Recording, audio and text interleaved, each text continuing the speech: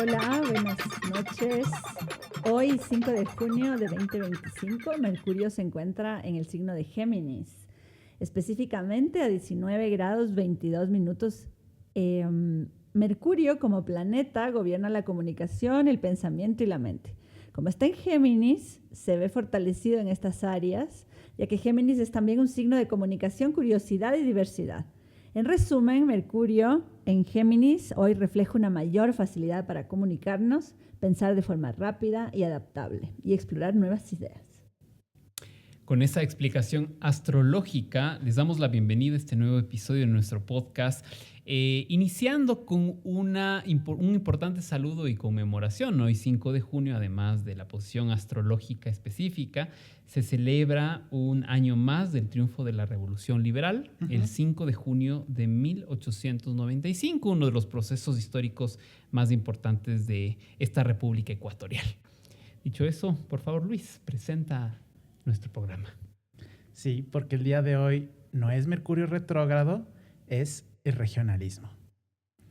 Y de pronto no nos sentimos retrogradados porque no está necesariamente Mercurio retrogradado, pero sí con muchas ganas de hablar y de pensar de dónde viene esta idea conflictiva del regionalismo, que además se usa en distintos discursos, no solamente en discursos políticos, sino creo yo que está sumamente enraizada en la forma en la que vemos la diversidad cultural, las representaciones artísticas, la estética.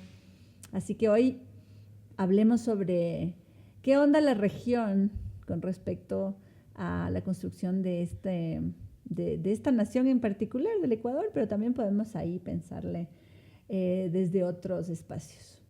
Sí, yo creo que además es un tema interesante porque si nos ponemos a pensar, seguro que les pasa, creo que nos ha pasado a quienes estamos aquí en la mesa, pero también a quienes nos están escuchando, que mucha gente, sobre todo que no es del Ecuador, cuando conoce el Ecuador se sorprende de la diversidad de regiones y esa posibilidad de, hasta marketeramente, ¿no? De conocer las 4 regiones en un mismo día, ¿no?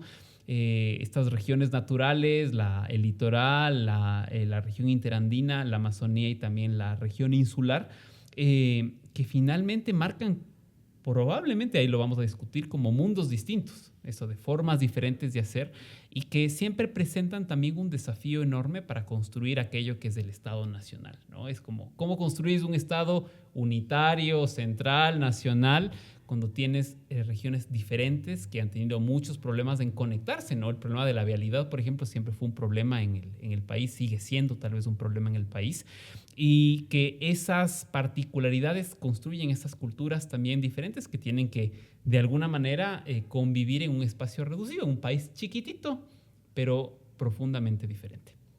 Bueno, y en muchos casos las regiones son mucho más viejas que el país. Eso hay que Yo apuntarlo. iba a decir algo también por ahí, ¿no? Que se piensa que es un tema muy particular para el Ecuador, ¿no es cierto? Es como que en el Ecuador la ingobernabilidad, porque hay unos impulsos diferenciales y que los cuencanos no se quieren con los quiteños y los guayaquileños tampoco se quieren con los cuencanos ni con nadie, tal, ¿no? Y yo creo que cuando estudiamos la historia política de la construcción de las naciones, nos damos cuenta que en todos los espacios, en todas las comunidades, y no solamente latinoamericanas, porque también se dice como, no, es que Latinoamérica es la que tiene estas diferencias tan difíciles de poner en sintonía. En la construcción de las naciones europeas, en otros espacios, está ese conflicto continuo entre lo local y lo nacional, o incluso lo local, lo regional y lo nacional. O sea, como tú decías, Luis, primero está esa comunidad más pequeña, ese país pequeño El del terruño, que viene, ¿no? la palabra paisano, ¿no? El paisano. El país chiquito y la identidad más local, que puede ser una agrupación de familias, que se vuelve una villa y tal, y que luego entra en tensión cuando se trata de hacer una comunidad más grande. Sí, de hecho hablábamos antes de empezar a grabar. Ana Luz Borrero hace un muy buen ejercicio que casi no se ha hecho en términos de los trabajos de los historiadores para Guayaquil y Quito. Lo hace para el caso cuencano en su último libro publicado en el 2022-23, con la 23, y en el que nos dice cómo este espacio inventado por los españoles, que tiene una ocupación sobre territorio cañari, empieza a ser pequeño, como dice Vivi, una pequeña villa. Y después de ser una pequeña villa, con sus vecinos adquiere la categoría de ciudad finalmente. Y esta ciudad finalmente empieza a articular otra serie de territorios alrededor para administrarlos y pasa a ser un corregimiento. Y de este corregimiento de Cuenca, finalmente en el siglo XVIII se hace la gobernación de Cuenca, y a la que dotan finalmente también pocos años después de un obispado.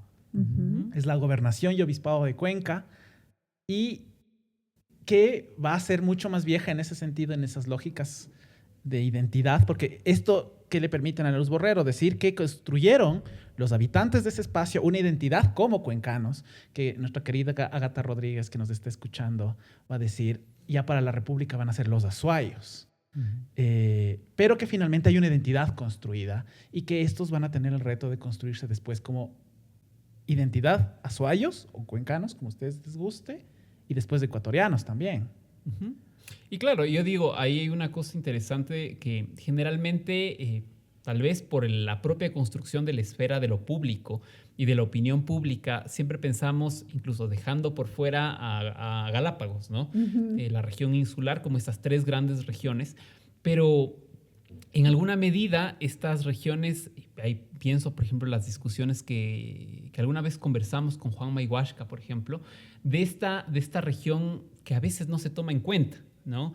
Que es, la costa no es única, ¿no? El litoral no es único, no es solo Guayaquil, sino también esta costa norte, tal vez, más de Esmeraldas y Manabí, que durante muchísimo tiempo tuvieron unas dinámicas propias diferenciadas también al puerto, ¿no? Más bien incluso buscando esa autonomía hasta económica con el sueño de los propios puertos de Esmeraldas, del puerto, bueno, luego ya mucho después del puerto de Manta, pero que está basado en cosas que son previas incluso a la construcción de la nación. Entonces, frente a ese desafío, ¿cómo tomas un conjunto de comunidades tan diferentes y dices, aquí hay una comunidad que es más grande, que es la ecuatoriana, ¿no? El propio nombre del Ecuador, ¿no? Que los debates, muchas veces yo recuerdo en la escuela, en el colegio, cuando nos decían, claro, al final la elección del nombre Ecuador fue una solución salomónica para evitar estas identidades. Pero cuando uno se pone a ver las discusiones de cuál era el nombre, no es tal. Es más bien, sí, el triunfo de una identidad quiteña, que era la del departamento, el distrito... Del Ecuador. Departamento del Ecuador. Esa es una de las cosas que también discutíamos antes de empezar. Desmitificando. El distrito se dividía en departamentos, y estos tres departamentos eran el Azuay. Cuando fue parte de la República de Colombia, Bolívar, 1822 a 1830. Es Azuay, Guayaquil, y finalmente no era el departamento de Quito, era el departamento del Ecuador. Entonces es el resultado del triunfo quiteño sobre las otras regiones en las negociaciones del legislativo, que es el que finalmente es el que acepta el nombre del país, y que tiene que ver con una serie de aspectos de ámbito económico, político, social. Fer nombraba los puertos y la discusión de los puertos es brutal. A veces hablamos de la región de Quito, a veces hablamos como Juan Mayhuasca e Yves Saint-Georges decían la región de Centro-Norte, Sierra Centro-Norte, que busca tener su puerto. La historia de Pedro Vicente Maldonado. De Camino de Malbucho. Exactamente. Y este interés patriótico desinteresado que la historiografía tradicional ha dicho de quería este camino de Maldonado hacia Esmeraldas. Y cuando ves el trabajo de Rocío Rueda, te das cuenta que Maldonado tenía unos intereses económicos serios en la región de Esmeraldas y que las élites quiteñas al mismo tiempo querían su puerto lejos de Guayaquil. Claro. Más cerca, encima más. El camino era muy largo, muy complicado, generalmente de verano. ¿no? Camino real. Por todo el callejón interandino de lo que ahora es Ecuador y hacia el cruce por Babahoyo, que se llamaba Bodegas. Y de ahí sí tomaba la ventaja de los ríos navegables enormes que llegan además al Guayas. Todos desembocan en el Guayas. Entonces también hay una geografía que por un lado limita y que luego también posibilita una orografía que luego posibilita el intercambio, ¿no? Creo yo que podríamos comenzar con la idea de que la palabra región, de nuevo, ya que siempre estamos con esto, tratamos de pensar en el lugar común, que es el que resulta conflictivo, el que resulta molestoso, ¿no es cierto? El regionalismo, y pensar que viene de la palabra región, y esa palabra región tiene una historia, ¿no? Tiene que ser entendida en distintos momentos, y que además las regiones, si bien pueden entenderse como regiones naturales, no necesariamente son, digamos, biológicas. Por ejemplo, bueno, la región insular está ahí, ¿no es Es cierto? innegable que hay Es una archipiélago isla. con mar. Lo interesante es el momento en el que ese espacio entra en relación con el continente. Y con una parte del continente. Es insular, ¿no es cierto? Porque es insular del continente. Sí, pero no es cualquier insular. Uh-huh. Es esa relación con el continente, y en el continente se ha creado un territorio, se ha dado forma a un territorio que se llama Ecuador, y es esa ínsula, su conexión con el territorio, con Ecuador, y no es con todo el Ecuador. Claro. ¿De quién depende en los primeros años de la República Galápagos, o el archipiélago de Colón, como quieran llamarlo? Es de Guayagas. Sí, y durante muchísimos años, porque finalmente, ¿en qué momento se constituye como provincia? Ya es en el siglo XX. Sí, claro. Siempre estuvo dependiendo de Guayaquil, ¿no? Y no solo porque era el principal puerto que se tenía y era la única forma de comunicación, sino también porque hay que pensar cómo es unas islas desiertas de humanos, pero porque siempre ha habido tortugas y animalitos simpáticos. Al final de cuentas, es poblada por quienes, ¿no? Claro. Y son mucha gente de la costa, de la región litoral, que además se va ya a buscar fortuna, y también muchos extranjeros, ¿no? También hay largas historias que hasta se han vuelto novelas y películas interesantes, porque antes incluso creo que esta discusión sobre la región es interesante, porque Galápagos en su momento, ¿qué era? Una colonia penal, eso era, ¿no? Y me pongo a pensar en otra región, que era el Oriente. Y lo pongo no en el nombre actual de la Amazonía, sino en el Oriente, al punto que un famoso presidente decía: el Oriente es un mito. Porque no había nada, y eso es importante, Galo Plaza Lazo, claro, no había nada, entre comillas, de lo que el Estado Nacional pudiera beneficiarse. Eso también constituye esta lógica de las regiones. Entonces, ¿cómo lo constituyes en región y luego en provincias, ¿no? Es también porque hay una razón de Estado que determina que ese territorio es importante por algún tipo de motivo, ¿no? ¿Alguna razón? Claro. De hecho, la distinción actual, y esa es una de las cosas. A mí el concepto de Oriente me parece un concepto muy violento y agresivo de la temprana República, y de una muy gran parte de la República, y cómo se ha resignificado las identidades de los pueblos y nacionalidades alrededor de la Amazonía, o lo amazónico, que es lo que se ha rescatado en la segunda mitad del siglo XX, es muy importante. Claro. Porque el Oriente, ¿qué es? El Oriente en sí mismo no es una región para los sujetos del siglo XIX. Es esta tierra inhóspita sobre la que no tienes control, tierra de colonos. Y por eso, por ejemplo, se habla del Oriente Azuayo. Hoy voy a estar muy cuencano. Tengo el beneplácito de allá. Es del Oriente Azuayo. Cuando encuentras en las fuentes qué es el Oriente Azuayo, es toda esta región que ahora llamamos Morona Santiago, y en la que los cuencanos están tratando de establecer colonias, ciudades, y que finalmente están relacionados a intereses económicos. El primero y el más prístino es la cascarilla. Las haciendas del centro de la región del Azuay están vinculadas a otras que están en la frontera alrededor de los capitales de la cascarilla. Y hay un montón de familias de élite y pequeños ahorita los llamaríamos emprendedores, que van a buscar la cascarilla. Hombres de fortuna. Hasta que los británicos logran aclimatizarla y ya no se necesita comprarla en Ecuador, sino se acaba el boom cascarillero. La cascarilla les va a sonar, Vivi, que ponga en contexto. Iba a decirles que la cascarilla es la corteza del árbol de la cascarilla, y que se sembró extensivamente en los espacios de ceja de montaña, ¿no? Porque tiene que ser un clima no tan frío, y que se cosechaba y se trataba y se exportó para calmar los síntomas de malaria y de otras enfermedades tropicales, fiebres, ¿no? Sobre todo servía muchísimo para calmar la fiebre. Incluso ahora que estuvimos en el COVID, hubo algunas personas que hicieron un elixir de la cascarilla. que tenía trago y cascarilla, y entonces ahí matabas todo. Y se volvieron a consumir medicamentos que ya al erradicar ciertas enfermedades no se consumían, relacionadas a la cascarilla como materia prima también.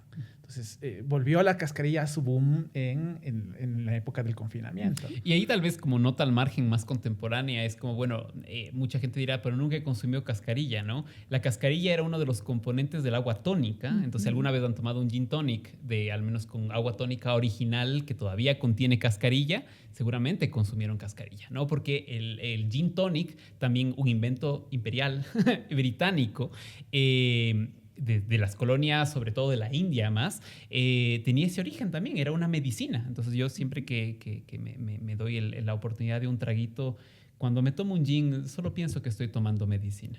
Así que, cosa ecuatoriana, ¿no? Bueno, volviendo a la idea de la región, si ustedes se fijan, podemos entonces primero pensar que depende región con respecto a qué ocupación de qué pobladores. Y luego también generalmente se piensa en que una región es como un espacio jurisdiccional, ¿no es cierto? O sea, es donde esa población ejerce una relación puede ser de gobierno sobre unos territorios o también una relación económica, ¿no? Y el gran problema suele ser que se piense en la región para identificar las características que diferencian un espacio del otro, ¿no? Principalmente, es como los quiteños son más retraídos y los guayaquileños son mucho más extrovertidos. Y ese tipo de caracterizaciones generalmente son antinómicas, o sea, que tienen unas diferencias así brutales, no solamente pueden ser en el carácter de las personas, sino que primariamente eran con respecto a las economías, a la política, ¿no es cierto? Y algo que creo yo que es muy interesante que hacemos desde la historia y desde la geografía histórica, estoy pensando en un geógrafo que se llama Jean-Paul Dallaire, que trató mucho el tema del territorio y tal, es pensar que la región también puede ser un interesante concepto para pensar más bien los puntos de encuentro, las articulaciones. Los intentos de diálogo, por lo menos. O sea, exacto, miras posiciones contrapuestas, es lo que hace Juan Mayhuasca en su trabajo. Y en el 19 se arreglaban las dos cosas. O como un diálogo o como asamblea, en el sentido más republicano, o con poniendo bala. el cuerpo. O con bala.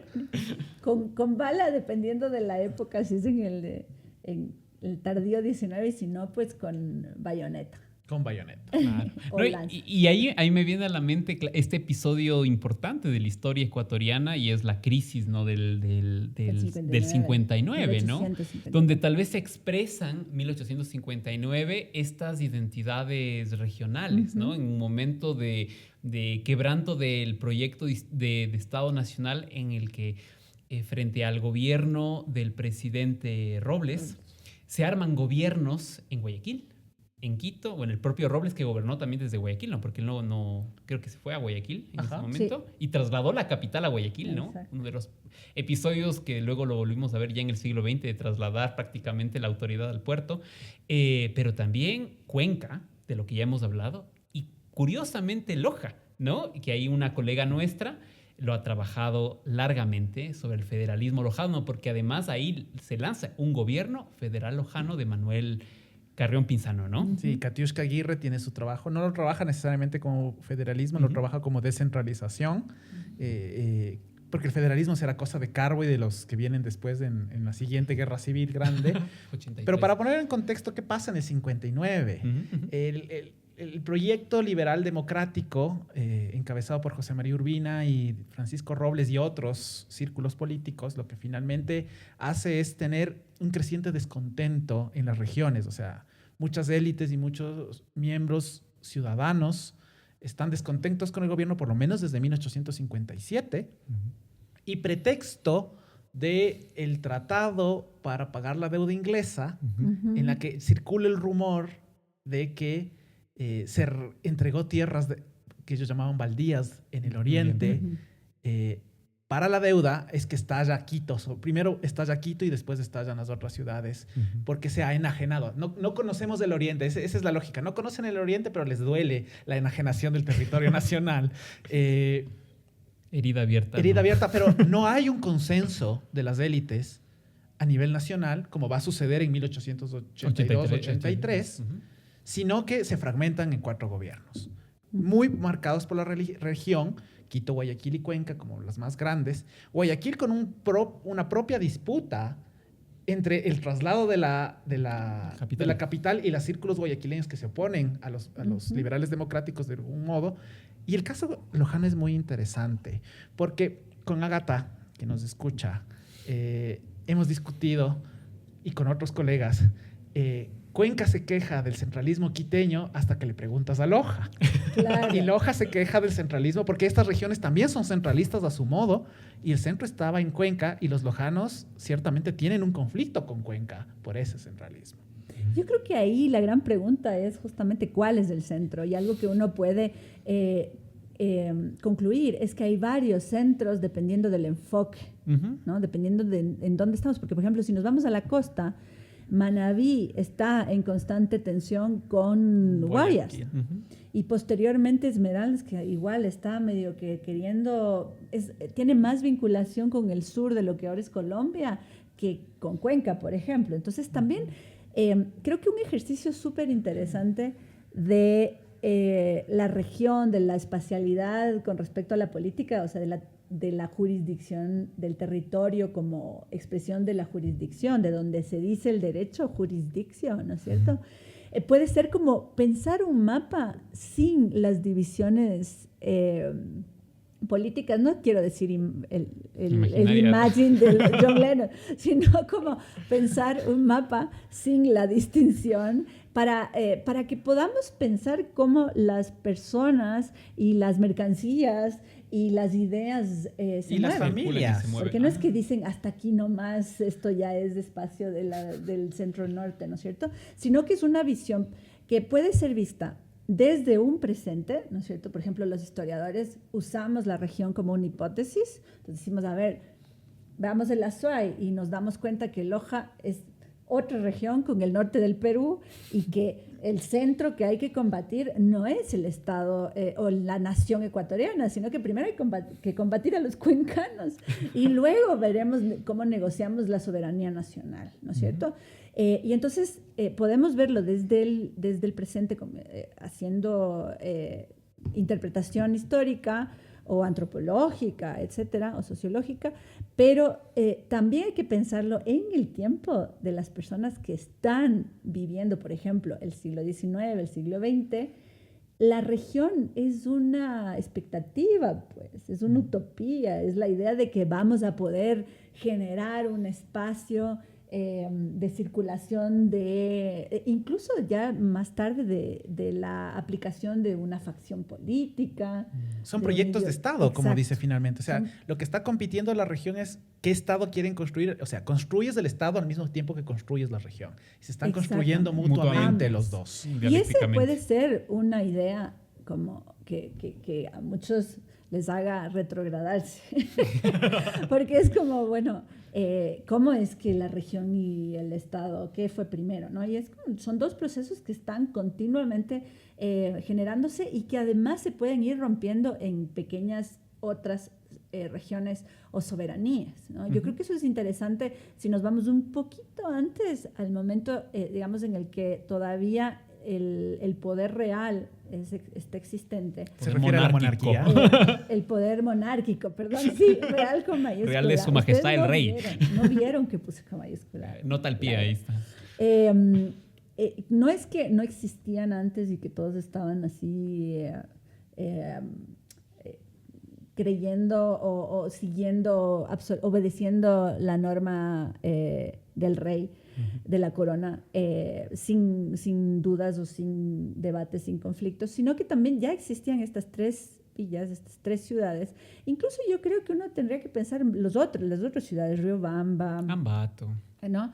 Que eran también importantes, los asientos, ¿no es cierto? Pero digamos que administrativamente Familiarmente también. Familiarmente, Por en ejemplo, el poder de las haciendas, en el poder de las comunidades indígenas. de los cabildos mismos. Los Exacto. caciques y sus descendientes tienen una muy buena articulación entre lo que hoy conocemos como Cotopaxi, Tungurahua y Chimborazo. O sea, y bueno, ahora antes era considerado parte de Cuenca, Alausí. Pero tienen todo ese circuito. Encuentras los apellidos. En su momento, Cristóbal Landázuri, así en sus primeros años, encontró las conexiones de cómo se nombró a las familias del común de naturales, como se les llamaba, y a las familias cacicales respecto de dónde vivían o cómo se llamaban. Es decir, hay una interlocución entre la población y los nombres que terminan haciéndose apellidos. Es decir, hay una circulación también de ellos y de las familias hispánicas que tienen sus haciendas, ocupan los cabildos, tanto en Quito como en Riobamba, pero sí hay que reconocer que ya para la República el centralismo pega y pega duro, al tiempo que Quito trata de tomar ventaja en materia eclesiástica, no política necesariamente. Tomar ventaja de esta fricción Cuenca-Loja y logra que las élites lojanas envíen a sus hijos, a los que quieren que vayan a los seminarios, a Quito, y empiecen a establecer redes con los canónigos y los obispos quiteños, y terminas teniendo, sí, obispos lojanos con unas fidelidades y relaciones algo horizontales con el clero quiteño, con las familias del clero quiteño también. Por ejemplo, ahí vemos las conexiones, en lugar de ver solo la diferencia, que yo creo que es fundamental. Claro. Y lo que yo quería, a donde quería llegar es que, claro, esas tensiones internas locales existen, pero están todas bajo la dinámica del poder de la corona. De pronto las tensiones comienzan a ser con los virreinatos. Por eso yo siempre, cuando estamos en clases o cuando estamos conversando sobre la región, y claro, las historiadoras siempre decimos de cualquier cosa, es como ¿cuándo? ¿De cuándo me estás hablando? ¿No? ¿De qué Quito estamos hablando? ¿De qué Quito? ¿De cuándo? ¿No? Y entonces cuando hablamos de la región, yo digo, en la colonia, en el momento colonial, la región es otra cosa. Primero porque hay una circulación de mercancías en un mercado interno absolutamente activo, porque además hay la circulación de religiosos y religiosas, de ideas, de libros, ¿no? La circulación además horizontal en el sentido de oriente o centro-occidente, por ejemplo. Quito estaba mucho más conectado con Charcas y Potosí de lo que estaba conectado con todo el sur del virreinato de Lima. Exactamente. Entonces, lo que tenemos es que una vez que hay la tensión de la que hablamos siempre, en todos los podcasts siempre hablamos de esa tensión, de la crisis, ¿no es cierto?, de la transición de la monarquía a la república. Esas tensiones es como que explotan, ¿no? Son pequeñas ollas de presión, porque además hay que decidir cómo se construye el nuevo poder, qué tipo de poder. En un momento va a ser todavía medio realista, y ahí también es súper interesante cómo esas identidades locales van a estar cargadas de esa posición, si fueron realistas o si no, o si fueron realistas en el sentido pro corona, ¿no es cierto? Súper realistas, no idealistas. Bueno, ahora se les llama fidelistas a ratos. Fidelistas, eso, ya. Por fieles a la corona. Exacto. Entonces, si eran fidelistas o si eran republicanos, bolivarianos, etcétera, y también eso va a marcar la identidad posterior, ¿no? Y entonces, es que los cuencanos eran desde que los cañaris eran los traidores. Y es como, a ver, vamos a calmar. Vamos a calmar un poco. El relato nacional tiene que bajarle 2 rayitas. Eso es algo muy común, o sea, que no nos extrañe. Yo he encontrado un símil muy fuerte en ese sentido. A los cañaris y por ende a Cuenca.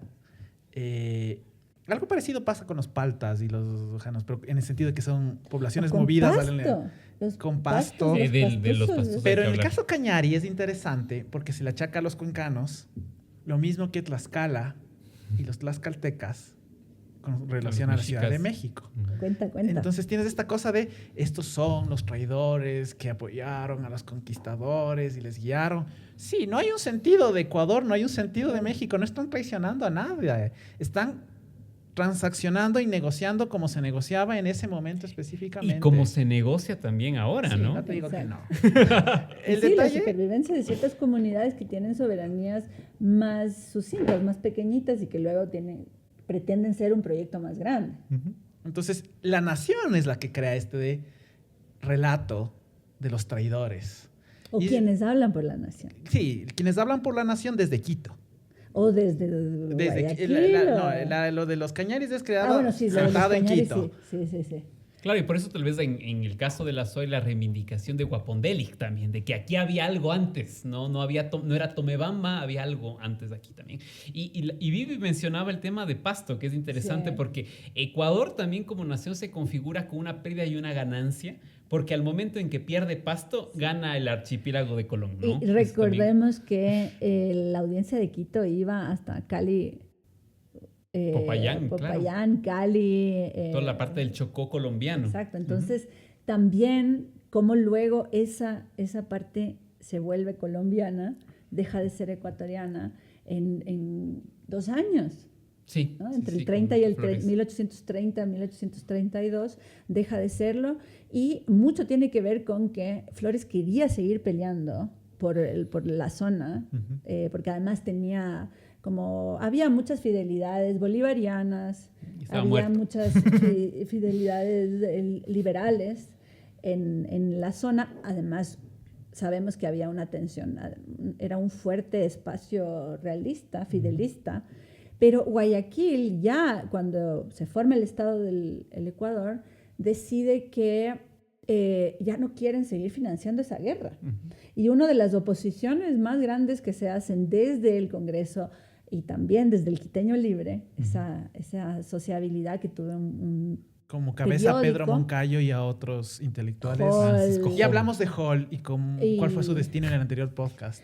Y entonces le comienzan a dar durísimo a Flores porque dicen, bueno, ya basta de estar peleando por ese espacio que nadie quiere. Ir. Pero que los quiteños querían que se incorpore, porque además había como cierta organicidad en las relaciones entre pastusos y norteños, vas a decir serranos norteños. Fuera de esa organicidad, también fue el desahogo de la región de Quito cuando en el fines del siglo XVII y principios del XVIII quiebra el negocio de las telas, porque se acaba la plata de Potosí, a donde se mandaban la mayoría de la producción quiteña, y eso hacia Barbacoas, hacia esa región minera a la que Quito le pone las esperanzas. Por eso el tan desinteresado Pedro Vicente Maldonado quiere hacer un camino a Esmeraldas y por eso hace un mapa. Lo mismo pasa con Villavicencio y sus intereses por el caucho. Claro. Ahí también es interesante, por ejemplo, retomar las ideas del historiador Carlos Landázuri, que habla de esta, ya no me mires así, Luis, esta región, ¿no? Cuando yo recuerdo clases en la Universidad Católica y hablábamos de la independencia, ¿no? Y es como, bueno, al final, él afirmaba que si uno ve el primer proceso de independencia quiteña y el segundo proceso de independencia, la región a la que se veía no era hacia el sur, era hacia el norte, precisamente por los intereses económicos que estaban involucrados. Como que esta región era prácticamente la república imaginada, era hacia el norte. El Chocó colombiano hasta el puerto de Buenaventura para poder pasar el istmo y poderse comunicar con los circuitos comerciales europeos, ¿no? Entonces, claro, ahí creo que sale con lo que hemos conversado un punto importante, y es que la región puede ser natural, pero sobre todo es una región política. Porque también involucra intereses económicos, relaciones familiares, hay que ver quiénes se juntan con quién, cómo se mezclan los apellidos. En algunos casos, cómo le hacen a la endogamia para mantener el control de los full negocios. Endogamia en el centro del país. Yo estaba pensando en José Félix Valdivieso. Es un personaje interesantísimo, porque José Félix Valdivieso es lojano del clan de los Valdivieso, que no son poca cosa. Pelo de cochino. Pelo de cochino. Y ellos, José Félix tiene, creo que son, perdón que no me acuerdo exactamente, como más de 20 haciendas en el norte del Ecuador. Hasta Ibarra, Hasta claro. Ibarra. Por eso está peleando las guerras en el norte también. Y entonces ahí esta idea del regionalismo, de que solamente los intereses ¿no? que están geográficos de acá versus los otros, más bien ya se vuelve medio que una pantalla para ser compartida más bien con la gente, con el pueblo, ¿no? Para ocultar los intereses de conexión que hay en el territorio. José Félix tenía haciendas en toda la sierra. Y la otra cuestión que es bien interesante es que cuando en 1859 se hace la declaratoria de esa posibilidad federativa, porque no es necesariamente un estado de Loja, pero es la posibilidad federativa de Loja, Manabí apoya a Loja. O sea, ahí tú ves que la posibilidad del territorio ecuatoriano está y que no depende solamente de la geografía, sino de unas voluntades políticas que están tratando o que juntan esa geografía tan complicada alrededor de los recursos económicos. De las relaciones, claro. Exacto. E incluso tomando en cuenta a José Félix Valdivieso, es como la centralidad de la batalla de Miñarica es de eso. Exacto. También. Es como, y lo conversamos en algún otro episodio del podcast, es porque finalmente esa crisis política también concilia de cierta manera intereses regionales diferentes. O sea, es en el momento en el que Juan José Flores y Vicente Rocafuerte se vuelven compadres. Porque es como que la costeñidad... La costeñidad y claro, el general de la independencia, venezolano, con francos de intereses vinculados a las familias serranas del norte, se juntan precisamente para sostener este proyecto de nación en contra también de otros intereses que veían el país de una forma diferente. Yo voy a aprovechar que acabas de decir el general venezolano para introducir un problema también que tiene esta época. Que es como en esta época, cuando me refiero al siglo XIX. Esta época en la que yo medio vivo. Sino que, claro, cuando nosotros hablamos en la contemporaneidad, hablar de nacionalidad es mucho más sencillo, ¿cierto? Porque es como el ecuatoriano va de aquí hasta acá, peruano, ¿no es cierto? O sea, a nadie se le ocurriría, por ejemplo, además hoy, 5 de junio, acaba de jugar el Ecuador versus Brasil, y entonces estamos todos... con la camiseta del Ecuador. Y entonces, pese a que existen esos problemas de regionalismo, entre comillas, usado de la forma más sencilla, a nadie se le ocurriría decir que un cuencano no es ecuatoriano, ¿no? Sin embargo, en el 19, como se está construyendo la posibilidad del Ecuador, aquí entra el gran problema de dónde eran los generales que habían venido con el ejército de Bolívar, que tiene una particularidad, y el del ejército de San Martín también, que son ejércitos regionales, que son ejércitos que no son de milicianos de la localidad, sino que son gente que se han movido miles de kilómetros por una causa política, que ya no están como deslocalizados de su espacio, de su pequeño país. Y entonces ahí vemos cómo, por ejemplo, más bien la oposición comienza a generar la idea de que Flores es venezolano. Sí, tienes esta otra cosa y tienes esta posibilidad de movilidad a las comunidades políticas de los sujetos. Flores, nacido, no digamos en Venezuela, pero nacido en localidades la de lo que hoy se general. conoce. En lo que en ese momento era la Capitanía General, ¿no? Se mueve a la parte de la Real Audiencia de Quito. De la misma manera, hablábamos también antes, la Mar de Cuenca se mueve al Perú, y otro es Urdaneta, se mueve a Colombia. Sí. Obando está que se mueve entre Ecuador y Colombia. Entonces son estos militares que participaron en este tipo de concebir el espacio en el que ellos mismos empezaron a querer definir las fronteras, y cuando empezaron a definir las fronteras también tuvieron que ponerse a pensar seguramente, bueno, ¿y yo? ¿De dónde soy? ¿A dónde me voy? Porque ni siquiera de dónde soy, es a dónde me voy, porque estaban inventándose la comunidad. Claro, yo siempre me parece interesante marcar la diferencia entre el discurso que la oposición armó, o sea, el discurso político. En su momento, claro, del contexto. En el momento, porque si no podemos tender a esta idea de que no, lo que pasa es que Flores era venezolano y ya está. No, pues Flores es el primer ecuatoriano. Bueno, no sé si el primero, pero es ecuatoriano. El primer en corazón de Viviana Velasco. No, tampoco. Luego me van a acusar de floriano.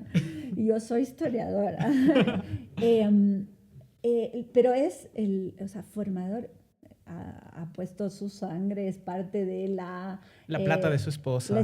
La plata de su esposa y de todos los familiares de la esposa. Y quiero decir, o sea, hay ahí un tejido con la tierra en la que está ejerciendo experimentando su vida, poniendo sus afectos, y no estoy hablando solo de Flores, estoy hablando de los muchos ejércitos otros. libertadores. Ajá. Finalmente. Bueno, ¿no? el detalle del trabajo del historiador es ese. O sea, el historiador más tradicional me puede decir, pero aquí tengo la fuente que tiene la verdad. Esa fuente fue construida por alguien, escrita Claro. con un objetivo por alguien. Entonces, el trabajo del historiador es interpretar qué hay detrás de lo literal de la fuente. Y la fuente, una de las tantas contra Flores que se armó, es sobre todo entre más o menos, primero 1846, después 1847 y después en el bienio 51-52, vinculadas a los intentos de retomar el control por las armas que Flores tuvo sobre el territorio ecuatoriano. Desde el 46 al 48, el señor Flores se fue a la península a buscar apoyo de mercenarios y apoyo de la regente en ese momento, María Cristina, para de las dos Sicilias. retomar el control hispánico, o sea, en este caso ya español, a las naciones. Y de hecho, por eso también Flores es tan controversial, ¿no? Porque tiene... Además, el rey eso hay de la que noche, entender, le ¿no? decían. Que hay en como estudio.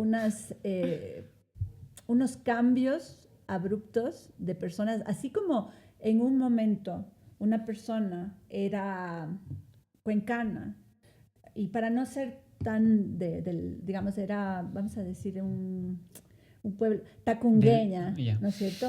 Esa persona que es tacungueña luego tiene que ser del departamento del Ecuador. Obviamente no va a decir ecuatoriana del departamento porque es más una jurisdicción que no necesariamente construye una identidad cultural. Ya después pero del luego 30 tiene empieza. que volverse ecuatoriana.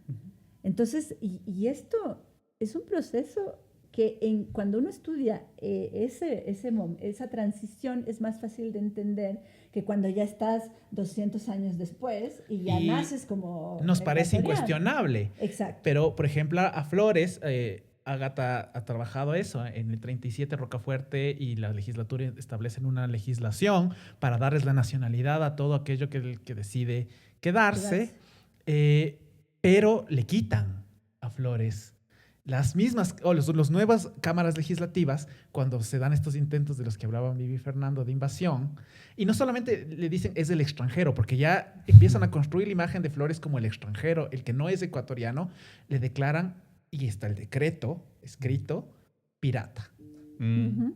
Claro. Y además pienso otro ejemplo en la misma administración de Flores, el impedimento de Flores de permitirle a Manuela Sáenz volver a Ecuador, por ejemplo, ¿no? Y fue Rocafuerte.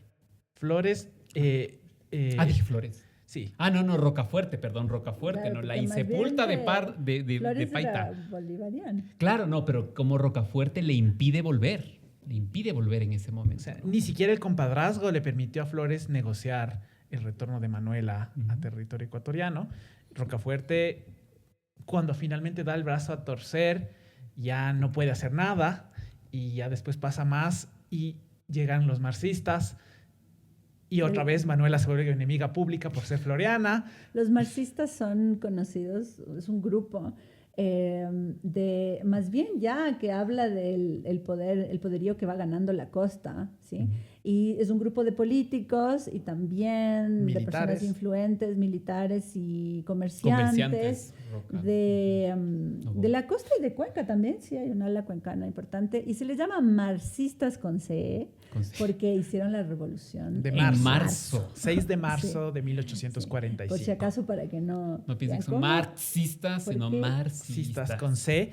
Entonces, son estos sujetos los que, ese periodo, ese trilustro, como diría Ana Buriano, sumamente interesante porque tienes tres personajes de bronce, pero que a nosotros no nos interesa como personajes de bronce, sino cómo han construido las identidades de estas regiones. Flores alrededor de la región de Quito, porque es una persona que es representante de las grandes haciendas, pero también de estas estribaciones y plantaciones que ya empiezan a ir hacia la costa. Rocafuerte, que es la imagen del patricio guayaquileño, que en su momento fue funcionario del gobierno mexicano. Y claro. Y que después llega a ser presidente acá. Y, perdón, el quiteño libre cuando viene le da la bienvenida y dice que bueno que ha decidido volver a su país.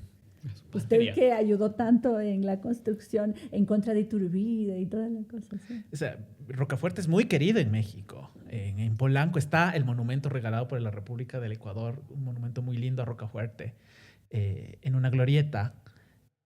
El detalle es que cuando muere Rocafuerte, en Lima, como ministro plenipotenciario, lo primero que hacen las legislaturas es, obviamente con mayoría marxista de influjo guayaquileño, es, y ahora hay que traer el cuerpo. ¿Cómo traemos el cuerpo acá? Algo distinto a lo que, como habíamos comentado también un poquito antes, es con Lamar. Lamar, que terminó siendo presidente del Perú. Pero hablemos de Lamar. Lamar es este sujeto militar. José de Lamar, que va a vivir al Perú, que es presidente, y que en las guerras fronterizas entre el Perú y la República de Colombia invade territorio, lo que hoy llamaríamos ecuatoriano, con todas las comillas, y es derrotado, y tienen todos estos intentos de... La batalla de Tarqui. Exactamente, la batalla de Tarqui. El detalle es que en estos mismos años muere también Lamar. Y el debate es el nivel ecuatoriano de, bueno, y nosotros no queremos el cuerpo de Lamar, queremos el Rocafuerte, pero no el de Lamar, a excepción de Cuenca. Cuenca hasta el día de hoy le puso incluso el nombre del aeropuerto. Mariscal Lamar. Mariscal Lamar. Es el único mariscal ecuatoriano, además. Está en el casco central de que Cuenca renombra sus calles republicanamente ya en el ordenamiento del 19 y 20. Lamar está entre las principales calles que circundan la plaza central de Cuenca. Solo los cuencanos quieren el cuerpo de Lamar. Ahí tienes a la región pidiendo a su hijo finalmente, porque es descrito como eso. Construyendo como personajes que sean más cercanos, pues, ¿no? Sí, absolutamente. Y claro, ahí digo, de todo lo que hemos conversado, incluso antes de la época republicana, se mira esta tensión entre el centro y periferia. Tal vez ese es lo que subyace a las tensiones de entre las posibles regiones, ¿no? Y las peleas interregionales, intrarregionales, es esa tensión del centro-periferia, ¿no? Y que en la construcción del Estado Nacional siempre está la discusión, hasta ahora diría de cierta manera, entre esta fórmula centralista o federalista para poder armonizar esta mezcolanza que son las repúblicas de inicios del 19. Es como, y claro, por ejemplo, en Argentina es algo que se resuelve, entre comillas, porque creo que es algo que se permanece, uno si analiza las votaciones hasta ahora, muestra que hay unas diferencias importantes, a través del federalismo, que fueron guerras civiles tras guerras civiles tras guerras civiles, ¿no? Y sobre todo de muchas de las regiones contra Buenos Aires y de Buenos Aires contra las regiones. Sí. Claro. El poderío del puerto, la capacidad de imprimir plata. O sea, la diferencia con nosotros es que ese puerto era capital. Eso lo hace un proceso muy diferente y mucho más potente de poder, porque aquí en Ecuador tienes a los guayaquileños constantemente quejándose, Viviana Velasco lo sabe mejor que el resto, desde sus tesorerías la tesorería de Guayaquil suple todos los gastos, y estos serranos y estos quiteños que no ponen un centavo, que más bien son un gasto para Guayaquil. Claro, ¿no? Eso es muy interesante porque esa es la gran pregunta que alguna vez me hacía un profesor muy querido y me decía, a ver, porque además el profesor era de Buenos Aires, entonces un poco entendía eso. Como donde está la plata, está el poder político. Y decía, ¿por qué Guayaquil entonces en un momento no hizo su propia fiesta, digamos, si tenía la capacidad? Y eso es algo que se preguntan también los propios guayaquileños, sobre todo los padres de familia, gente notable que tiene la capacidad de imprimir sus ideas. Nosotros los encontramos en las hojas volantes. Cuando Bolívar está con la idea de venir, en 1820 ya se establece esta junta de notables, de la que recordamos Olmedo, por ejemplo, ahí, ¿no? Y ellos arman una junta independiente, pero todavía independiente y quiénes y cómo todavía no se sabe. Entonces está la idea de que Bolívar venga y está también la idea de que se incorpore al Perú. Hay que recordar que el comercio guayaquileño estaba muy activo con Lima, con el Callao y Valparaíso después. Con Valparaíso, o sea, el Pacífico era lo que juntaba. Entonces un poco es súper interesante pensar que, y de hecho encontrar en las fuentes las voces de estas personas que dicen como, ¿y qué hacemos? Y uno de ellos dice, entonces, hagamos un estado. Y ellos dicen, no, pero es que no tenemos gente. No hay gente suficiente y eso es importante pensar, que Guayaquil estaba en un proceso de crecimiento demográfico. Hay que recordar que durante la colonia el espacio más poblado era el callejón interandino. Y Guayaquil era un puerto muy importante, por supuesto, astillero fabuloso del Pacífico, el más importante, pero que todavía no tenía la capacidad, o sea, digamos, lo que ahora llamamos la costa, es una frontera que se va a ir ocupando, colonizando poco a poco, que estaba además ocupada por población indígena. Hay indígenas absolutamente en la costa invisibilizada, también, ¿no? claro. Que tenían oficios específicamente desde la colonia. Se van a campesinizar por su participación en las guerras, las guerras de los años 30, en las milicias, en las montoneras. Es un episodio de la historia que todavía tenemos que investigar a profundidad. Y, por ejemplo, es súper interesante esa discusión que hacen, porque dicen, entonces vámonos con el Perú. Pero no, mejor vámonos con Colombia. Y una de las conclusiones que dan es que no tenían la capacidad de hacer la guerra a los fidelistas. O sea, los ejércitos que se podían juntar. Por la cantidad de gente, sobre todo ¿no? que podían subir desde Cuenca, que podían llegar, aunque no viajaron muchos, ¿no? Pero no había la cantidad de gente suficiente. Y entonces, más bien, es súper interesante pensar en que los guayaquileños están quejándose constantemente de ese territorio al que sus entradas, su trabajo tiene que sostener, pero al final es la deuda, yo siempre digo, la deuda es uno de los adherentes de la nacionalidad, ¿no? Porque se remite dinero y entonces también se espera que, por ejemplo, todo el territorio del interior se vuelva un mercado para las importaciones, o que se vuelvan también tierras de compra y venta, que haya un mercado de trabajo, o sea, que se incorpore esa comunidad, no solamente como de una población, sino también como de recursos que pueden ser útiles.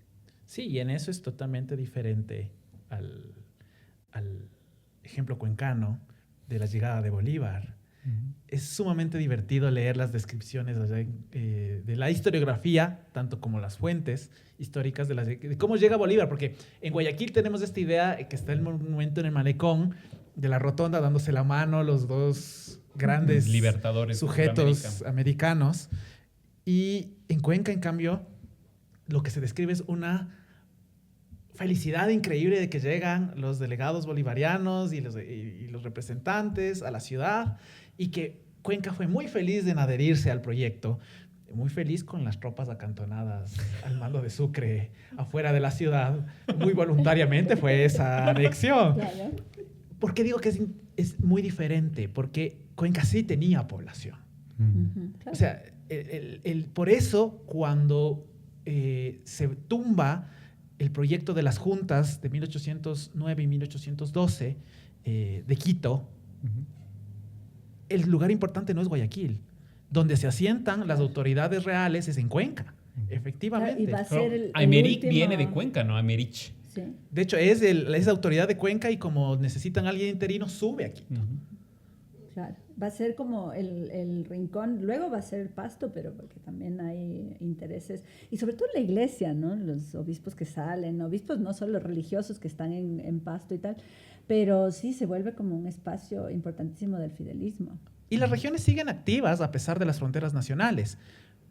El caso de Pasto es sumamente interesante. Los obispos pastuzos, y lo digo sin peyorativo, los obispos de Pasto, De la región de Pasto. sobre todo Monseñor Moreno, es uno de los que, con plata y persona, apoya a las guerrillas conservadoras cuando están los liberales. Acoge obispos exiliados, Es decir, Pasto se vuelve en este espacio que regionalmente está vinculado por ciertas identidades, también todavía, a pesar de ser Colombia, a los espacios ecuatorianos, específicamente a las diócesis de Ibarra y de Quito. Uh-huh. Claro, por eso igual incluso en el preámbulo de la Revolución Liberal es el miedo del rojismo que puede transitar por esas fronteras que siempre son porosas, ¿no? Porque son fronteras que son construidas políticamente sobre estas regiones que además tienen una trayectoria y una historia mayor, ¿no? Uh-huh. Y tal vez ahí, dado que nos hemos concentrado como en el periodo colonial, el 19, seguramente quienes nos escuchan coincidirán que estas cosas que decimos no son ajenas de nuestro tiempo, ¿no? Porque finalmente lo veíamos, estamos trabajando para pensar los años 20, ¿no? Con Vivi sobre esto, los años 20 del siglo XX. Y siempre hay también esta tensión, ¿no? De que estos proyectos son costeños o son serranos y la oposición entre Quito. Y yo diría una cosa tan sencilla como esto de cuando a veces se preguntan como la capital política del Ecuador, Quito. La capital económica del Ecuador, Guayaquil. Ahora Quito. Bueno, sí, pero digamos, tradicionalmente durante el siglo XX, Guayaquil. Y cuando uno dice Cuenca, ¿qué? La capital cultural del Ecuador. Eso ¿no? Sí es algo, no conozco ese dato. Si es que en algún momento circula por redes sociales de este podcast, háganos saber de dónde salió esta idea de la capital cultural. Es construida en el siglo XX, es innegable. Sí. La Atenas del Ecuador. A raíz de todo este gran panteón de literatos y hombres ilustrados Morato cuencanos. Vázquez. Pero claro, los lojanos también tienen que decir ahí. Porque, la capital musical del Ecuador. Las letras. No, entonces, claro, es interesante porque estas diferencias, y diría, como decías, Vivi, ¿no? Estas similitudes de intercambios que lo vemos desde hace más de 200 años, persisten. Y el gran desafío es enfrentarse a esta diversidad y decir, bueno, finalmente, mal que bien estamos juntos. Hay una identidad que, como decían, ya nadie va a dudar que un cuencano es ecuatoriano o que un guayaquileño es un ecuatoriano. Más todavía cuando juega la selección, ¿ya?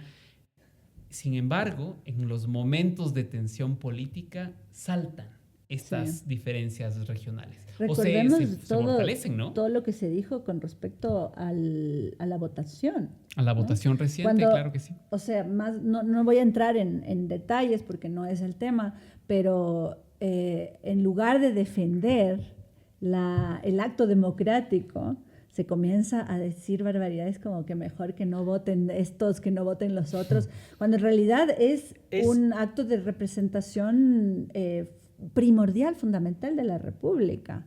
Cuando no votan como quieren.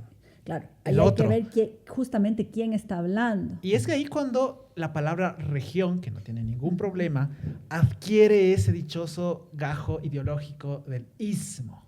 El regionalismo. El regionalismo, finalmente. Miguel Doloso Pareja hubiera estado feliz viendo el fenómeno como para actualizar su libro. Claro que sí. Pero bueno, podemos pensar entonces, creo que ya tenemos que cerrar. Se quedaron algunas cosas pendientes. Este es un tema además que trae muchas pasiones, no necesariamente regionalistas, sino historiográficas más, ¿no? De seguir desentrañando. Además, un problema, un fenómeno que lo que ha buscado es encontrar espacios diferenciales y no necesariamente lo que sí ha hecho la historia, que es mirar más bien las conexiones, ¿no? Las conexiones políticas, económicas, culturales, etc. Y entonces, pues vamos cerrando. La próxima vez que se use o que ustedes identifiquen la narrativa del regionalismo, pongan atención, miren quién está hablando, de cuándo se está hablando y vean cómo las regiones pueden ser móviles, ¿no? Cómo intereses pueden ir, y no solamente, hoy hablamos mucho de las élites, pero también se podría hablar de la movilización, la participación política. Las guerras movieron una cantidad increíble de población. La todo ideología, el 19. Las posiciones políticas van más allá de las regiones, incluso son internacionalistas también. Sí, ¿no? Y también hay que preguntarnos hasta qué punto, cuándo empieza a sonar el ismo en la forma de proceder nuestra y en la forma de proceder de los otros. Y pensarlo sobre todo, y lo que yo siempre invito cuando doy clases y también cuando hablo, es no pensarlo como si fuera algo natural, porque no son naturales. Ujú. De hecho, incluso eso pensaba cuando hablaba Fernando. Ni las regiones naturales son Son naturales, naturales, porque claro. son construidas finalmente. Lo que puede haber es la sinergia de lo natural con lo político y tal. Exactamente, pero naturales de... No hay nada natural. Desnaturalicemos todo. Entonces, Bueno. hay que tener esas... o sea, el Esa podcast de agudeza. hoy, además de ponernos al corriente con el episodio de mayo, Sí. es como para hacernos pensar qué hay en lo cotidiano porque la política también es cotidiana. Entonces, en este cotidiano que lo sentimos tan naturalizado y solo aflora, como dice Fernando, en estos momentos. De la misma manera en que aflora la nación y el sentimiento de ser uno en ciertos momentos de crisis, otros momentos de crisis fragmentan y muestran esa diversidad y esa fragmentación al mismo tiempo. Ujú. Entonces creo que con eso tenemos que ir cerrando. Con la invitación de Luis y de Vivi de pensar críticamente cuando nos llega este fantasma permanente del regionalismo. Y como solemos decir al cerrar los programas, no olviden que finalmente el regionalismo, como otros problemas históricos, otras circunstancias históricas, no son producto de Mercurio retrógrado. Agradecemos también a nuestro productor Diego Minda, que está aquí con nosotros, porque no es Mercurio retrógrado, es el regionalismo. Regionalismo.